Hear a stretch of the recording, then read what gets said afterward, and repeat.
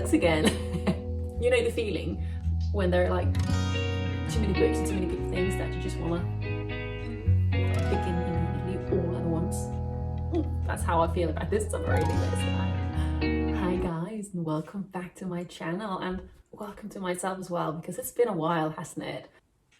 I mean, do you guys even remember me?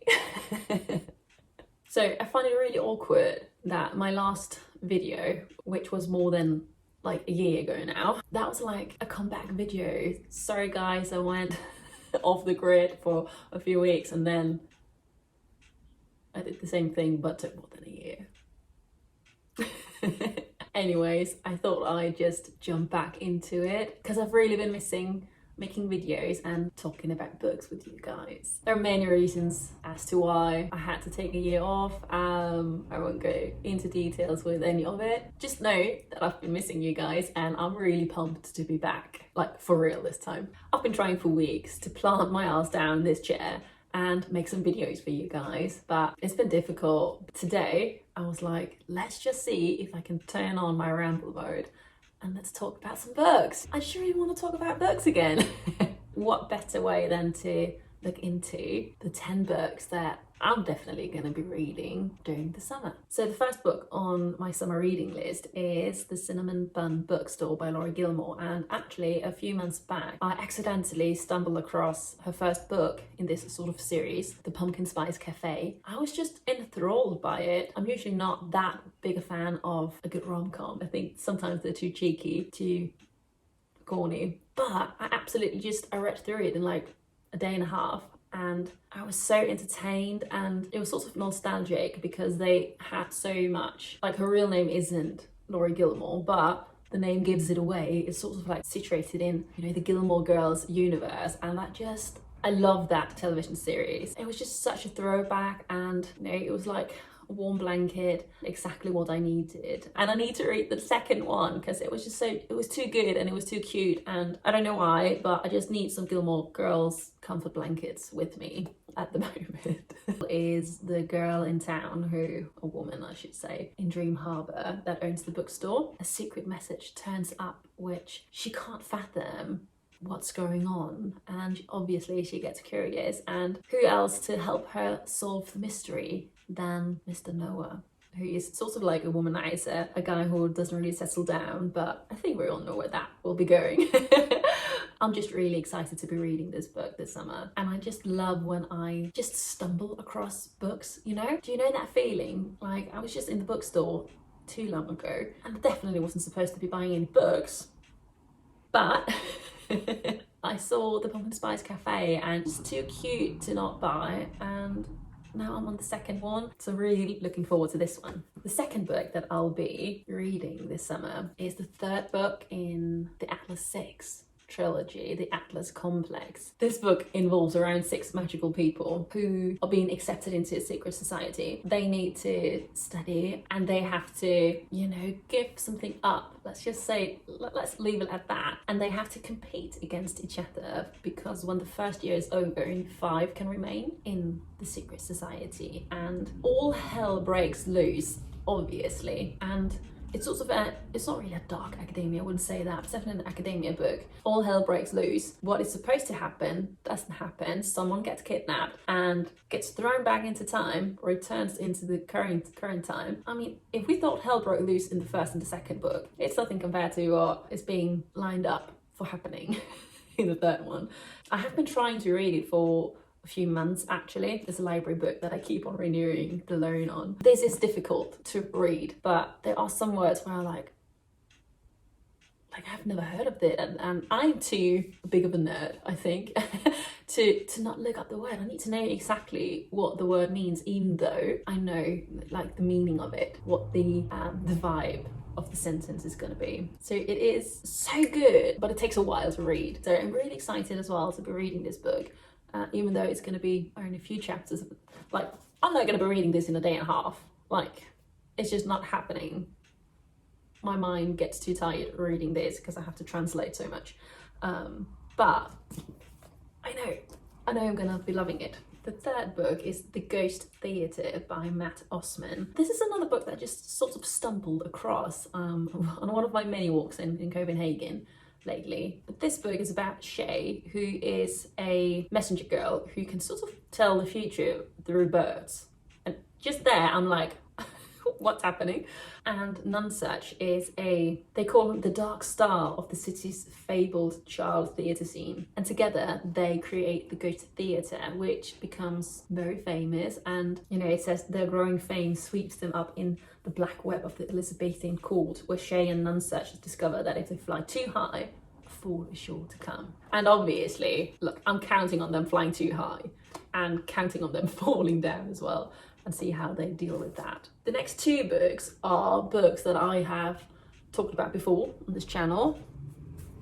I just haven't gone around to it. And it is, let's see if I can get the order right. One Dark Widow and Two Twisted Crowns by Rachel Gillig. We follow Elspeth, who lives in a kingdom where magic is both feared and outlawed, and she carries a secret that there is a monster inside of her head, the Nightmare. But he's not exactly what you think, and I just feel like the setup gives like total gothic vibes. Like, it seems as if this book is soaked in mist and mystery, and, you know, I think there's something about a cursed forest, creepy magic cards, and I've just heard that like even the writing is very lyrical and stuff, so there's so many pieces that I'm just drawn to. It even says on the back, a maiden must unleash the monster within to save a kingdom in this dark, lush, gothic fantasy debut. No, I'm so excited. You know the feeling when there are like too many books and too many good things that you just want to begin immediately all at once. That's how I feel about this summer reading list, and it's not good because I haven't got the time.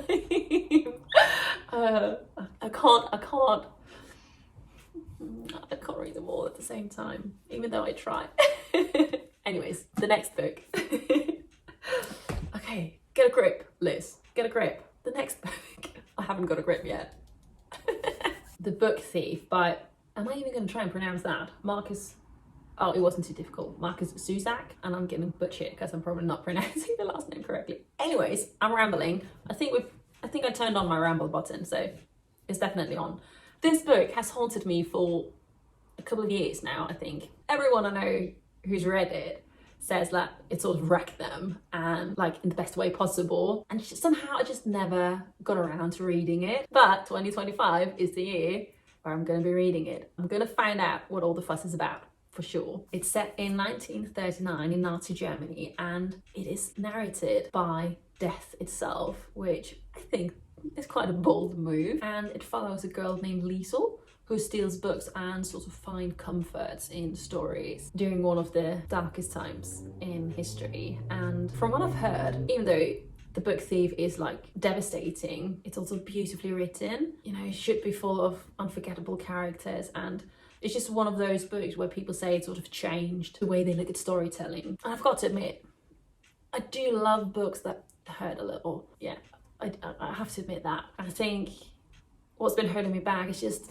it is heavy. You know, anything in Nazi Germany during that time, we just know it's going to be heavy. There's been too much heavy stuff in my own life for me to deal with this book, but I think I'm ready now. I want to cry. I don't want to cry, but I'm ready if it makes me cry, this book, which I'm anticipating it will, and I'm just ready for falling in love with the prose, and I can't wait to meet Liesel and understand, you know, why this book has somehow become a modern classic, as far as I'm told. So can't wait. Oh, my excitement is going off the roofs again. The next book is Circe by Madeline Miller. I've had this book in my TBR for a while as well. I haven't got around to it because I'm such a fantasy gal. Like, I love the fays, I love vampires, apparently I love werewolves as well. We'll get into that in a different video. And that's just what I've been drawn to. And, you know, I want this whole big fantasy world. Lots of intrigue and drama and courts and smut, preferably as well. I came across, what's the channel? Ellen Miller Reads, I think, who has just launched a new booktube channel. And she's just amazing. She got another channel as well, lifestyle-based channel, and it shows in her booktube channel. She's so good at making videos. And she talked about this Circe book and really praised the book. She was like sobbing at the end. Anyways, Circe is a retelling of the Greek mythological figure, like a daughter of Helios, who is banished to an island, turned witch, or basically owning her power in a world that constantly tried to diminish it. And like, yes, that's exactly what I want in my life right now. This is maybe even empowering to myself at the moment. And from what I could gather from Ellen Millen's review, this is like on Circe, it's that this book is like a slow burning spell that just sinks its teeth into you. Honestly, that's my kind of pain. I do love a book that really leaves a mark on you, and I think this will be leaving a lot of marks. Another book that I am immensely excited to be reading this summer is When the Moon Hatched by Sarah A. Parker. And this is just one of the books where I saw the cover of it and I was like, I don't even care what's it about. I just need to be reading this. It's too beautiful to not be read. And when I saw that it had dragons, forbidden magic, a monster love interest, and a slow burning spice vibe, I just knew it was meant for me. And from what I understand, it's like the first book in a planned series, and it follows this girl with mysterious powers and a realm that's in chaos. You know, it's just the kind of world building that fantasy readers love. So I'm definitely excited for it. And I sort of keep seeing people saying it's like ACOTAR meets Fourth Wing, and I'm a massive ACOTAR fan. I'm sorry to say, but I'm a massive Fourth Wing fan as well. I'm not sorry, actually. I'm owning it. I love Fourth Wing. Don't come at me. And you know, I'm just fully expecting morally grey characters and dangerous romance and plot twists that I'm not emotionally prepared for, and dragons that I will be way too invested in, for sure. You know, I want tension, I want angst, I want a world that I can disappear into, and When the Moon Hatched just feels like the perfect storm for that, to be honest. The next book on my summer reading list, I'm quite confused about. I have to tell you, I'm reading Apprentice to the Villain, which is the sequel to The Assistant to the Villain. So the first book was absolutely everywhere on BookTok, BookTube, Instagram, everywhere. I really wanted to like it, and I thought I would. You know, the vibes were cute, the banter was there, premise was gold, I thought so. An admin job in a villain's lair, you know, it should have been perfect. It just didn't work for me. Like, the pacing was meh. The romance was very forced and shallow, definitely. The tone was a little too quirky for me, and I just felt like the characters were a bit underdeveloped. I needed more depth to be a story that I really crave. So I was quite disappointed when I ended it. I was quite angry, actually. I tend to get angry when books do not live up to what I want them to. And yet, for some reason that I cannot fathom at all, I can't let this series go. I don't really know if it's curiosity, emotional masochism, or the fact that the villain has just too much broody potential to keep me interested. But here we are. I'm giving Apprentice to the Villain a chance for whatever reason. I'm hoping that book 2 has, you know, more stakes, more emotional payoff, and maybe a darker edge to, you know, balance out the fluff or whatever. I want depth. I want tension. I want the villain to villain, please. Fingers crossed that the second book is gonna make me happier. Have you got those books, you know, where you read the first one and you really don't like it, but you just got to read the second one, like you're too invested? And I don't even know why, because it's been ages since I've read The Assistant to the Villain. I haven't really thought about it, and then I went on a tiny shopping spree and I can't let it go. And now I'm annoyed that I bought it. I mean, I don't know. I don't know. So the last book on my summer TBR is a cozy, cute book as well. We end where we started. I think this book is going to be exactly what I need when I've read Apprentice to the Villain. And this book is Legend and Lattes by Travis Baldry. I don't know. I know. I'm late on this one, but I think I might be reading it at exactly the right time for me, especially after maybe being let down tremendously by Apprentice to the Villain. We'll see. This book has been described as like a hug in fantasy form, and honestly that sounds like something I'm gonna love and something I need right now as well. No epic war, no world-ending prophecies, just an orc retiring from adventure and opening a coffee shop. So we begin with the coffee shop and we end with the coffee shop. Perfect. I didn't even plan this out. Perfect circle. But I think that reading all of these books, this book is just the right amount of, you know, emotional softness that I will be needing throughout this summer reading list. And if you've told me a year ago that I would be reaching out for cozy fantasy books, I would have laughed you straight in the face. But I think that, especially where I have been in my life the last couple of years, I think there's something beautiful about a story that lets its characters rest and still grow. There's something beautiful in that, and I think it finishes off this beautiful, well-curated summer reading list. I'm so excited to be back, guys. Like, I don't think this is the best video, and it's not supposed to be the best video at all. I'm just really happy to be back, and I will grow as well and maybe refine a few skills again. But I'm so excited. I'm excited to be back. I'm excited to be talking to you guys again. I'm excited to be reading again, and I'm excited for this summer reading list. So please let me know what books are on your summer reading list. I'm dying to know. If you've got any recommendations for me, then please leave them down below in a comment, and let's make this summer the best summer of books, shall we? I'm happy to be back, and I can't wait to see you in my next video.